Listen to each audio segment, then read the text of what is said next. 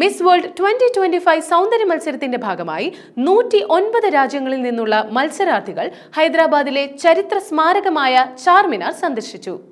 വർണ്ണാഭമായ വസ്ത്രങ്ങൾ അണിഞ്ഞെത്തിയ സുന്ദരിമാർ ചാർമിനാറിന്റെ പശ്ചാത്തലത്തിൽ ഗ്രൂപ്പ് ഫോട്ടോയ്ക്ക് പോസ്റ്റ് ചെയ്തത് കാണികൾക്ക് കൗതുകകരമായ കാഴ്ചയായിരുന്നു.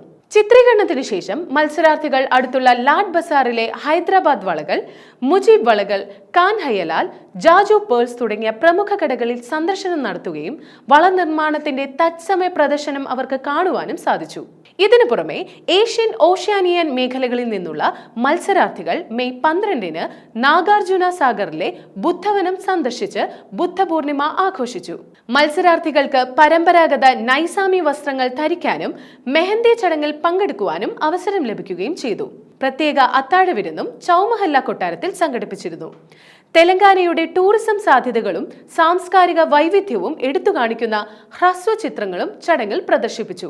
മെയ് 31-ന് ഹൈദരാബാദിലെ ഹൈടെക്സ് എക്സിബിഷൻ സെന്ററിലാണ് മിസ് വേൾഡ് 2025ന്റെ ഗ്രാൻഡ് ഫിനാലെ നടക്കുന്നത്. നിലവിലെ മിസ് വേൾഡ് ക്രിസ്റ്റീന പിഷ്കോവ തന്റെ പിൻഗാമിയെ കിരീടം അണിയിക്കും.